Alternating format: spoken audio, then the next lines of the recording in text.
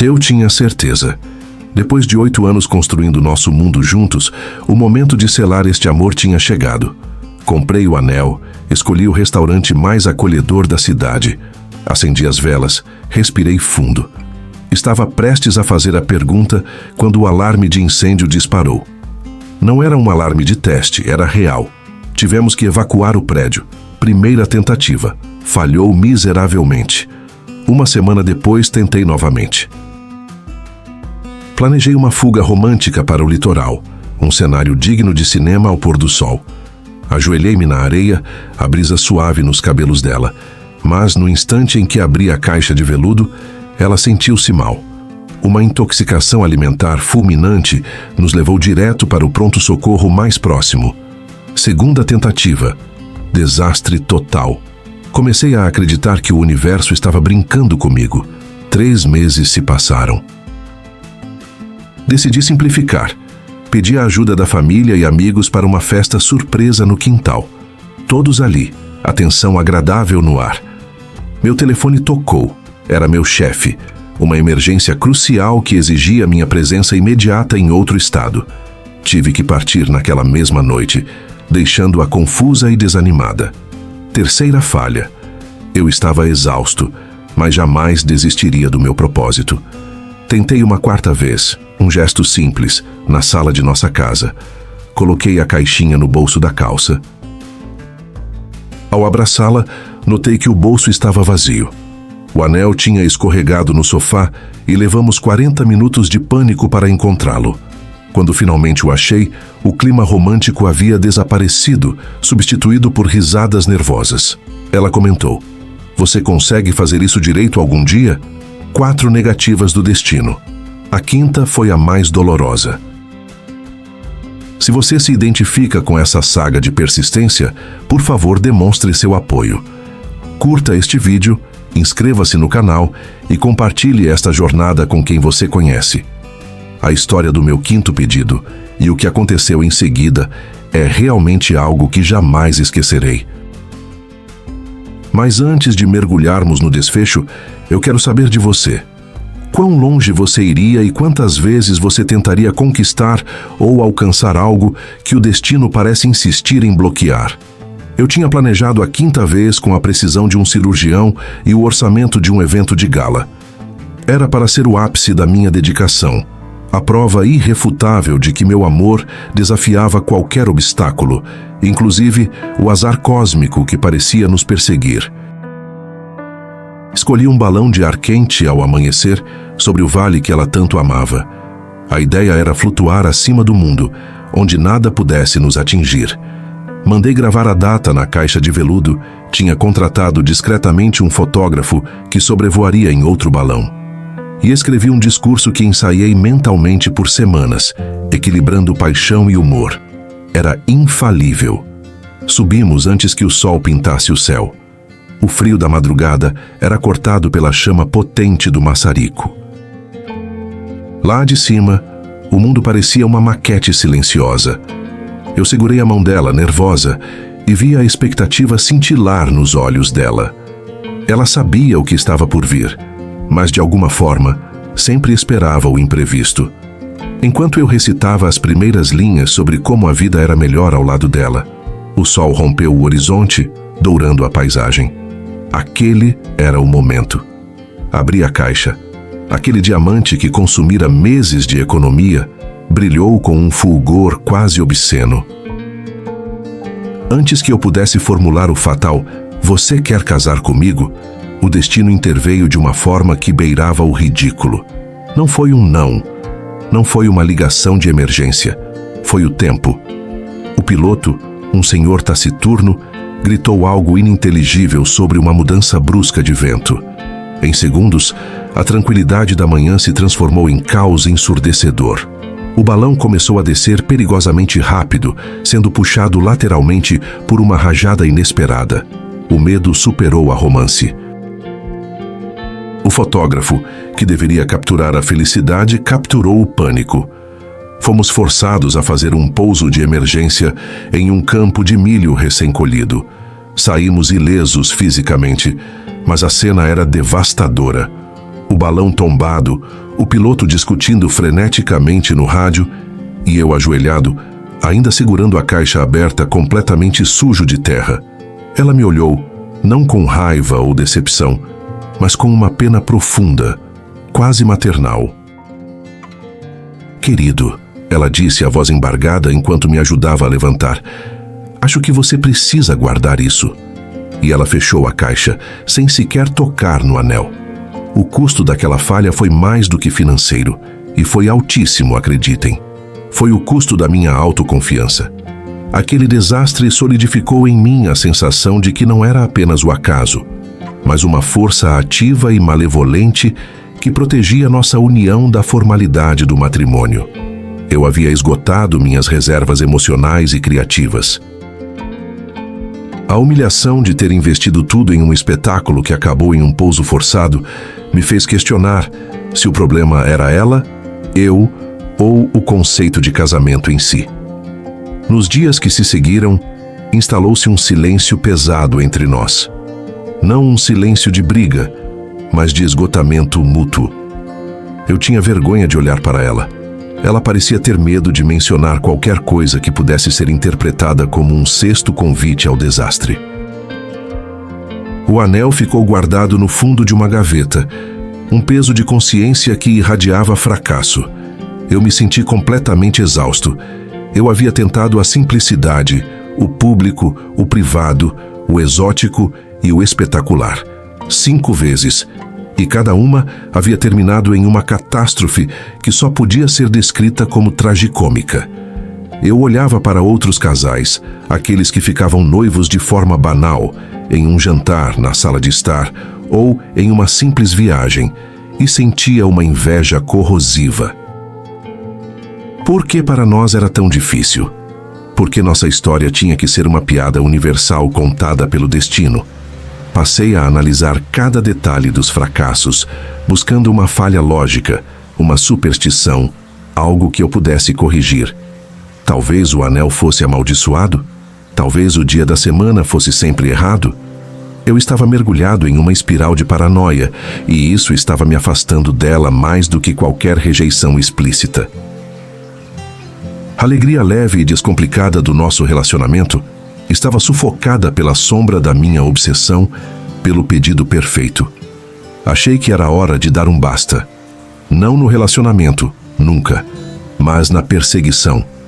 Eu precisava recuar.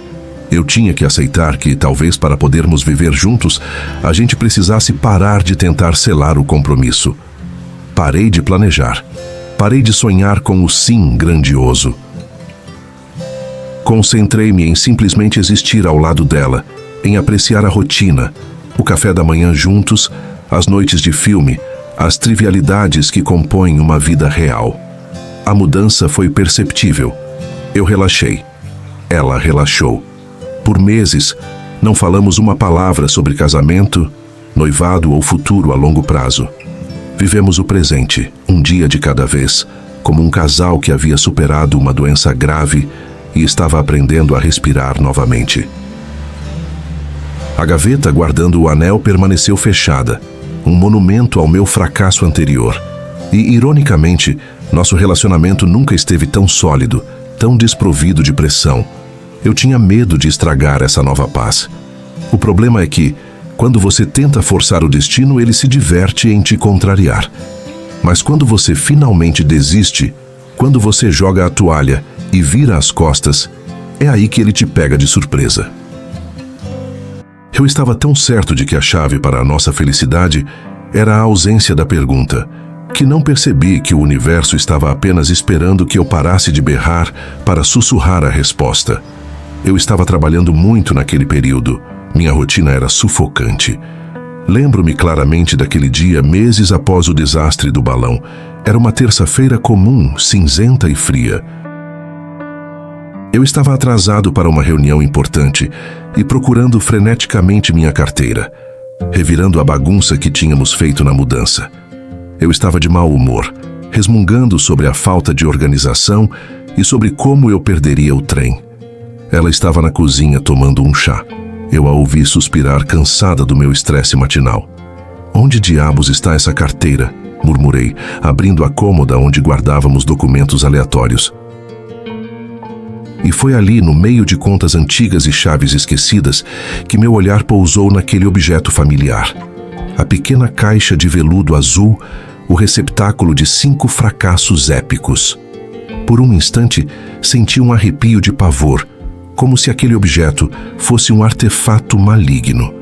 Eu rapidamente a empurrei para o fundo da gaveta, tentando esquecer sua existência, tentando focar na minha carteira. Mas a gaveta travou.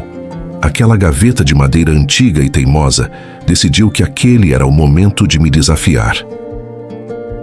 Puxei com força, irritado pela pressa, e o objeto escorregadio voou para fora, atingindo o chão com um ruído seco.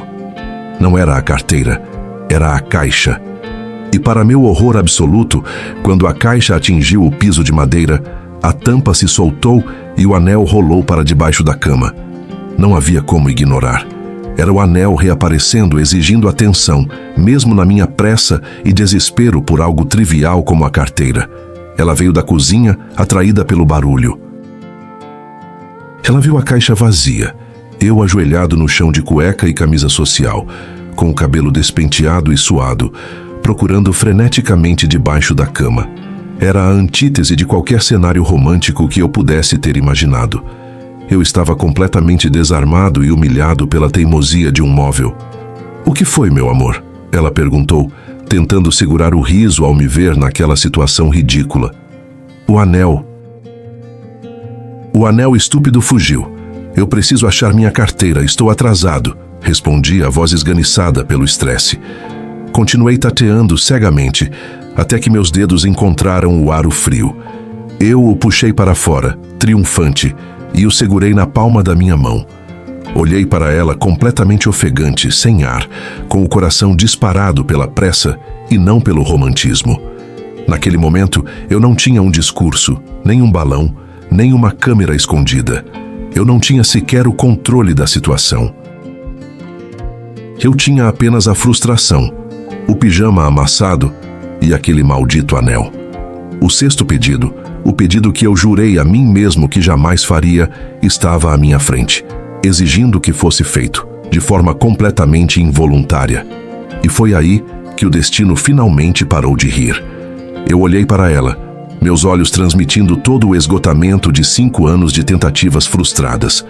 Ela olhou para mim e, pela primeira vez, vi em seu olhar uma aceitação suave e não mais a ansiedade pelo desastre iminente. Eu não disse "quer casar comigo". Eu disse a única coisa que me veio à mente, a verdade nua e crua, no meu estado de total desespero matinal. "Pelo amor de Deus, me ajuda. Não aguento mais essa saga. Por favor, diz que sim, só para eu poder guardar essa coisa e ir trabalhar em paz. Diz que sim e eu prometo que nunca mais tento de novo." Eu mal respirei. Era uma súplica patética, sem joelho dobrado, sem flores, sem pompa. Ela me olhou, primeiro incrédula, depois uma risada profunda e cristalina subiu de seu peito. Uma risada que eu não ouvia há meses. Ela deu 2 passos, colocou a mão no meu ombro e, olhando fixamente para o anel na minha palma trêmula, ela disse as palavras que mudariam tudo. Ela disse, "Sim." O som daquela única sílaba atingiu meus tímpanos como uma onda de choque de êxtase puro. O peso invisível que eu carregava há anos, o fardo de 4 fracassos humilhantes, evaporou no ar frio da manhã. Meu corpo relaxou de tal maneira que achei que cairia. Eu não senti o chão. Senti apenas as lágrimas quentes brotando nos meus olhos, algo que eu nunca permitia. Eu não levantei. Eu apenas estendi a palma da minha mão, ainda trêmula, e ela pegou o anel. Não o anel de diamante que eu havia guardado, mas o pequeno e despretensioso aro de prata que eu havia comprado em desespero na noite anterior. Ela o deslizou no próprio dedo e o encaixe era perfeito. "Eu te amo, seu idiota", ela sussurrou, a risada ainda tremendo em sua voz, mas agora misturada com uma ternura avassaladora. "Eu sempre te amei. É claro que a resposta é sim, mas você tem que prometer." Essa foi a última proposta patética, certo? Eu ri, um som rouco e cheio de alívio. Naquele instante, o mundo se reequilibrou. A maldição estava quebrada. O destino, pela primeira vez, havia piscado. Fizemos planos imediatamente, sem longas esperas. Queríamos um casamento simples e íntimo. Marcamos uma data simbólica, dali a 3 meses. 3 meses para planejar o começo do resto da nossa vida. Eu me senti invencível. Alegria é um substantivo traiçoeiro. Passamos o mês seguinte, no que parecia ser a mais doce das bolhas. Eu dormia em paz, acordava sorrindo. Discutimos listas de convidados, escolhemos a pequena capela no campo que ela sempre amou. E eu finalmente parei de olhar por cima do meu ombro, esperando a próxima tragédia. E então, o telefone tocou. Era uma manhã de segunda-feira. Eu estava no meu escritório revisando os orçamentos do casamento. Sim, eu estava ativamente envolvido. E adorava. Ela atendeu o celular, sua voz alegre, mas em segundos, o tom mudou. A alegria foi drenada, substituída por um silêncio cáustico e depois por sussurros urgentes. Eu sabia. Meu estômago se revirou. O alarme que eu havia silenciado por 4 semanas disparou com força total. Quando ela desligou, seu rosto estava pálido. Os olhos normalmente vibrantes pareciam opacos e distantes. "É a minha irmã", ela começou, a voz falhando. O processo legal dela deu errado, pior do que imaginávamos. O marido dela, ele fugiu com tudo. Com tudo.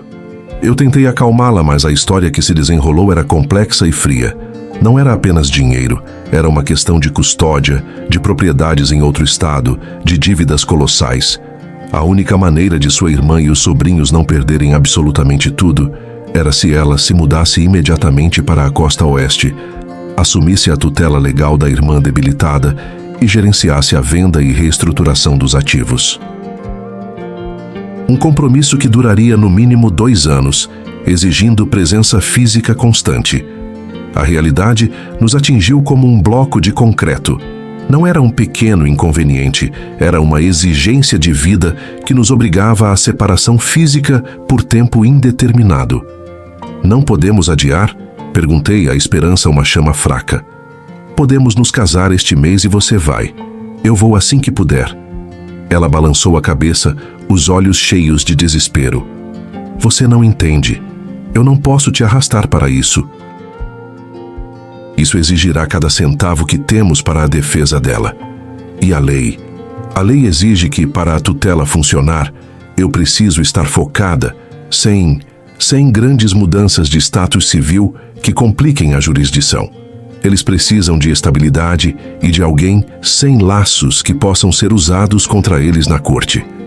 O casamento, nossa união, era, ironicamente, o que tornava a ajuda dela mais complicada aos olhos da burocracia. Era a 4ª vez. 4 vezes que ela disse sim, e o destino havia erguido uma muralha de concreto entre nós. Desta vez, a muralha era feita de papéis de divórcio, códigos legais frios e a dor inocente dos meus sobrinhos. Nós cancelamos a capela. Eu guardei o anel de prata ao lado do anel de diamante. Lembro-me daquele dia como se estivesse sob um filtro cinzento. Não houve gritos, não houve brigas. Apenas a resignação amarga de saber que tínhamos lutado bravamente e tínhamos perdido, novamente. Ela partiu 2 semanas depois. O aeroporto era silencioso. Nossas mãos se apertaram com uma força desesperada. "Não vamos terminar", eu declarei, minhas palavras soando mais como uma ordem do que uma promessa. "Nunca", ela concordou, beijando-me com uma paixão que prometia longas madrugadas ao telefone. Os próximos 23 meses foram definidos por fusos horários diferentes. Mensagens de texto, ligações de vídeo onde ela parecia exausta e eu tentava parecer forte. A distância era um parasita que se alimentava de nossa energia. Eu a visitava a cada 3 meses, gastando todo o meu dinheiro e dias de folga apenas para sentir seu abraço por 48 horas antes de voltar para a solidão do meu apartamento. Eu observei sua luta. Ela era uma heroína, sacrificando a própria vida por sua família. Mas eu via o quanto isso a estava consumindo, e eu me senti inútil, incapaz de tirar aquele fardo das suas costas. Neste período de deserto, minha determinação se solidificou. Não era mais apenas sobre o casamento, era sobre desafiar a força que tentava nos destruir. Eu precisava provar a ela, a mim mesmo e ao universo que o nosso amor era maior do que qualquer burocracia ou tragédia familiar. Eu não podia mais esperar que ela terminasse a tarefa dela. Eu tinha que ir até ela e tirá-la de lá. Vendi meu carro, negociei um trabalho remoto com meu empregador, uma jogada arriscada. Eu usei cada centavo economizado e o dinheiro da venda do carro para liquidar o máximo possível das dívidas da irmã dela. Não para comprar a libertação dela, mas para aliviar o peso o suficiente para que ela pudesse finalmente respirar e voltar para casa. Este seria o 5º ato, a proposta final. Esta não seria apressada, nem patética, nem baseada no desespero. Seria a redenção de todos os nossos fracassos. Eu escolhi o local. O pequeno pier de madeira na praia da nossa cidade natal, onde nos beijamos pela primeira vez 10 anos antes. Eu comprei passagens de avião para ela e para mim, com a desculpa de uma escapada de fim de semana. O plano era impecável. Iríamos para o pier ao pôr do sol. Eu faria a proposta mais significativa da história da humanidade. E no dia seguinte, voaríamos de volta para casa, onde o peso de suas responsabilidades estaria, pelo menos temporariamente, suspenso. Cheguei primeiro. Meu coração estava disparado, mas não de nervosismo, e sim de uma certeza silenciosa.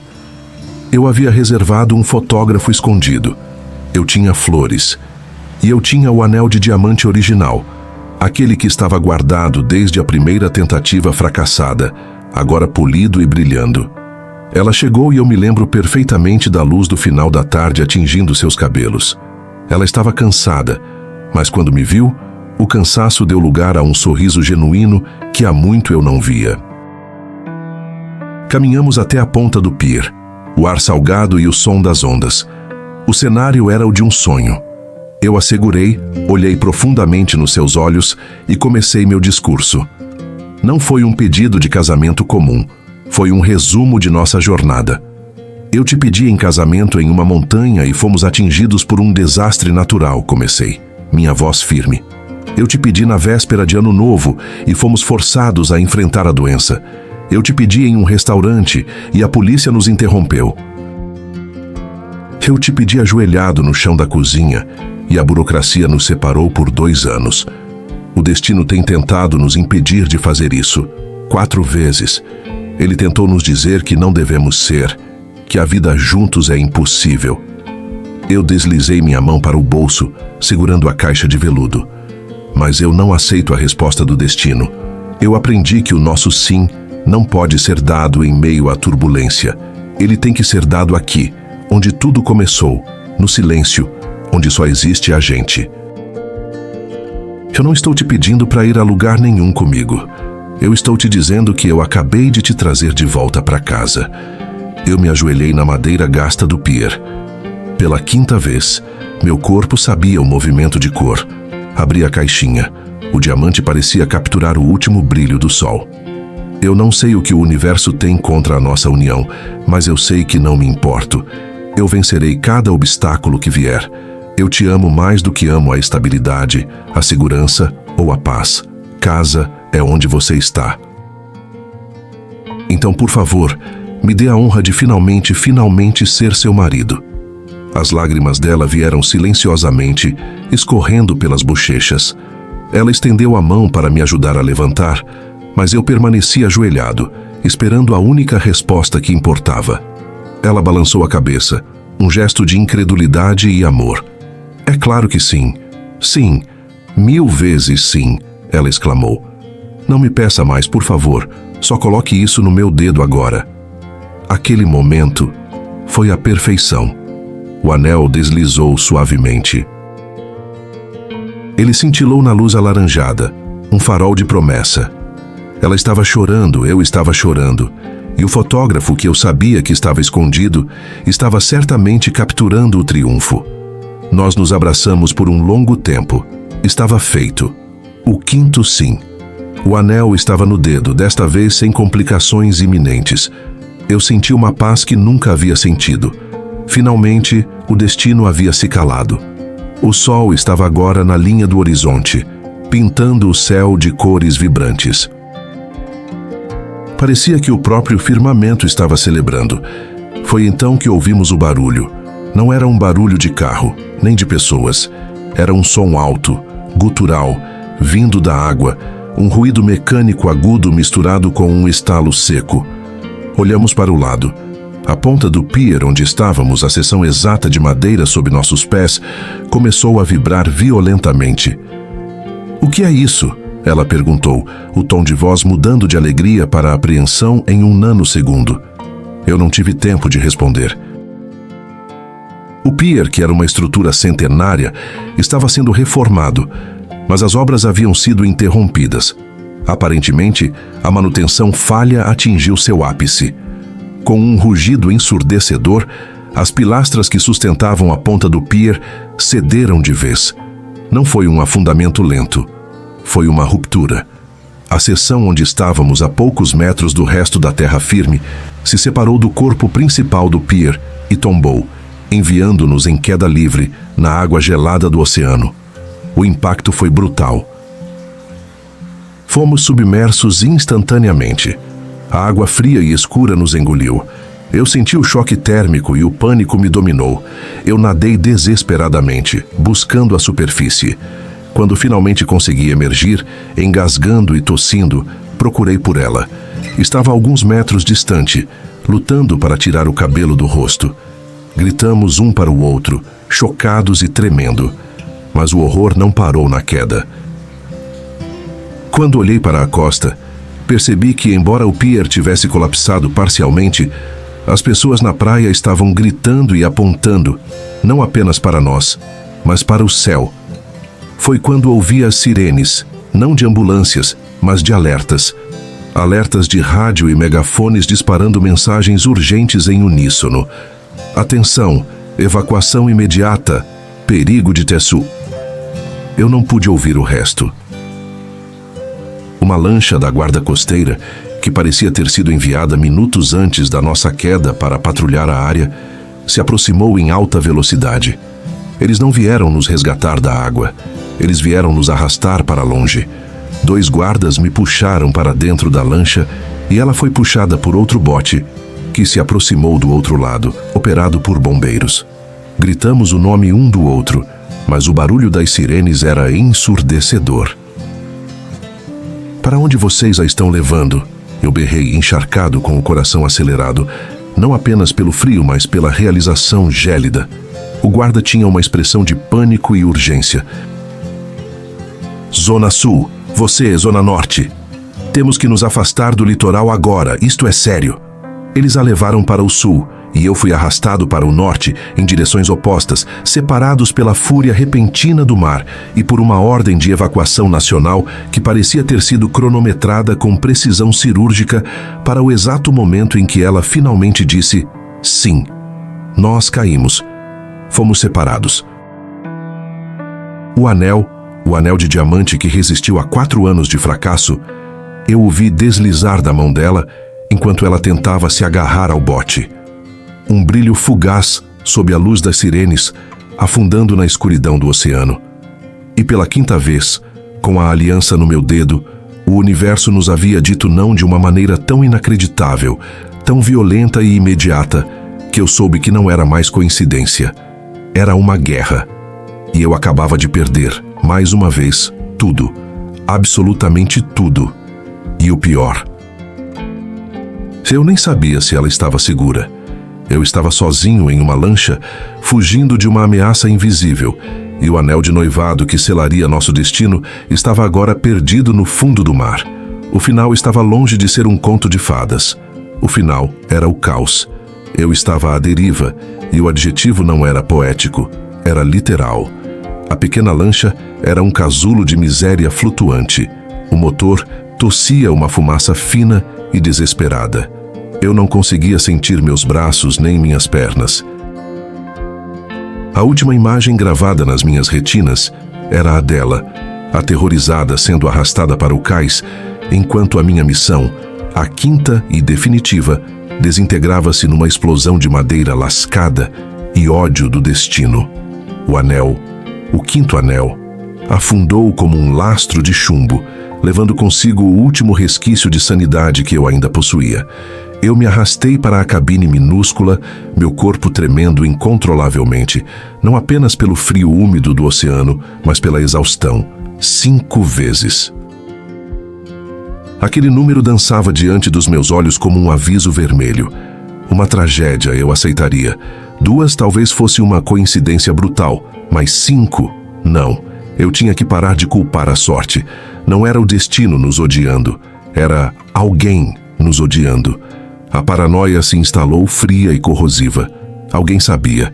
Alguém estava orquestrando esse inferno com uma precisão metódica, rindo da minha dor e da nossa ingenuidade. Mas quem? Quem tinha tanto rancor a ponto de seguir cada passo nosso, de transformar nossos momentos mais sagrados em armadilhas catastróficas?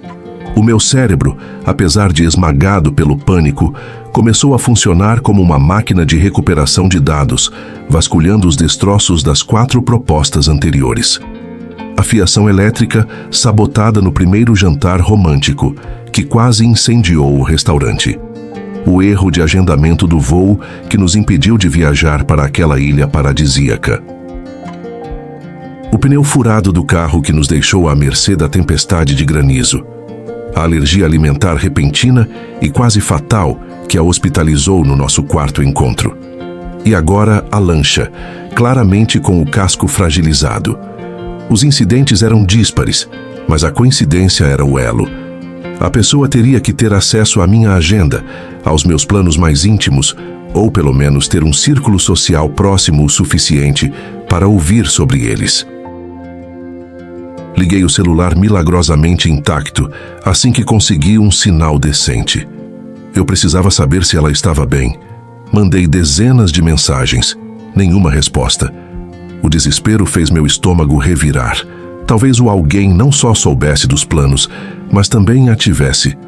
Não, eu precisava afastar esse pensamento. Cheguei a um porto decadente no início da madrugada, a lancha abandonada à própria sorte. Eu parecia um náufrago, coberto de fuligem e sal. A polícia era inútil neste momento. Eu soaria como um louco falando sobre uma guerra do destino e anéis perdidos. Eu só tinha a mim mesmo. Comecei pelo início, voltando à primeira tragédia. Quem estava lá? Quem sabia que eu a pediria em casamento naquele restaurante? Eu tinha confidenciado a poucas pessoas. Meu irmão, a melhor amiga dela e... Lembrei-me de Marcos. Marcos. Um colega de trabalho que eu mal considerava um amigo, mas que sempre aparecia nas nossas reuniões sociais, sempre com um sorriso forçado e um comentário levemente depreciativo sobre o quanto éramos sortudos. Eu havia compartilhado o plano do primeiro pedido empolgado, inocentemente durante um almoço de trabalho, descrevendo em detalhes o menu e a reserva. O detalhe que me atingiu como um raio não foi sobre o fogo, mas sobre o carro de Marcos. Ele tinha um conhecimento estranho sobre sistemas elétricos. Lembrei-me de um comentário dele, semanas depois, sobre como os restaurantes deveriam ser mais cuidadosos com a fiação antiga. Na época parecia trivial. Agora era uma confissão. Eu não podia simplesmente acusá-lo. Eu precisava de provas que amarrassem os 5 eventos. E o tempo estava correndo. Comecei a vasculhar as redes sociais dele, revirando fotos e marcações antigas. O tédio e a inveja exalavam de cada postagem. Mas o que me fez parar a respiração foi uma foto datada da época do segundo desastre, o voo cancelado. Ele estava em um aeroporto, mas não o nosso. Na legenda, ele falava de uma viagem surpresa de última hora, mas ele estava usando um crachá de identificação de funcionário de uma companhia aérea terceirizada, aquela que gerenciava o sistema de check-in automatizado da nossa. O coração começou a bater no meu peito como um tambor de guerra. Não era um Deus nos punindo. Era um homem pequeno, covarde e invejoso, usando sua insignificância para causar o máximo de estrago. Eu liguei para ele. A voz dele, calma e artificialmente prestativa, quase me fez vomitar. "Marcos, onde você está?" perguntei, tentando manter a minha voz neutra, mas ela tremia com a raiva reprimida. "Ah, oi. Estou aqui em casa, relaxando. Por quê? Soube do seu pequeno acidente no barco." "Que azar, hein? Parece que vocês não nasceram para a felicidade conjugal." A audácia daquele comentário foi o fósforo. "Onde ela está, Marcos?" Ele hesitou. "Não sei do que você está falando, cara. Sua noiva está bem. Ela estava na margem. Vi quando a resgataram." Mentirosos não gaguejam. Eles dão informações demais para tentar parecer sinceros. A informação de que ele a tinha visto na margem era um excesso. Ele não teria como saber isso se estivesse relaxando em casa. Ele estava lá. Pressionei. "O carro que furou nosso pneu na terceira tentativa. Aquele carro azul escuro que saiu em alta velocidade. Tinha um adesivo de um time de futebol que você sempre zoava. Você se lembra disso, Marcos?" Silêncio.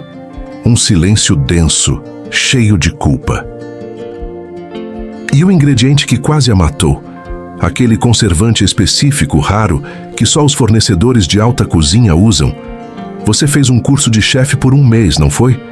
Você sabia exatamente o que faria mal a ela." Eu não estava mais pedindo. Eu estava declarando. Minha voz era um sussurro perigoso. Ele gargalhou. Uma risada curta, seca e perturbadora. "Você demorou, sabia? Achei que um homem inteligente como você perceberia o padrão na terceira vez. Não era pessoal, para ser honesto." "Não totalmente. É só que você sempre foi tão fácil, tão confiante, tão certo de que o universo lhe devia a felicidade perfeita. E eu, aqui, assistindo, 5 vezes. 5 momentos de triunfo que eu transformei em cinzas." A confissão era repugnante na sua banalidade. Era inveja de homem comum. Não era amor pela minha noiva, não era vingança de crime. Era a simples alegria perversa de destruir a beleza que ele não podia ter. "Onde ela está?" repeti. A ameaça na minha voz finalmente o atingiu. Ela está na casa da mãe dela, assustada. Eu disse à equipe de resgate que ela precisava de um lugar seguro, longe do caos. Eu disse a ela que você tinha se perdido no mar, que não sobreviveria. Eu queria um tempo para... Ele não terminou a frase, não precisava. Ele queria que eu desistisse e, então, ele apareceria como o ombro amigo. O destino não estava nos separando. A malevolência humana estava. Eu desliguei a chamada e joguei o telefone no banco do carro alugado. O alívio de saber que ela estava viva era uma onda quente que me atingiu, mas foi imediatamente substituída pela raiva gelada. Eu sabia o que fazer com Marcos, mas minha prioridade era alcançá-la. Dirigi por horas, o sol nascendo lentamente sobre uma paisagem que parecia ridicularizar meu tormento interno. Eu cheguei à casa da mãe dela. A porta estava entreaberta. Eu entrei sem bater. O cheiro de café e mofo pairava no ar. Ela estava sentada na sala de estar, enrolada em um cobertor, os olhos vermelhos e inchados.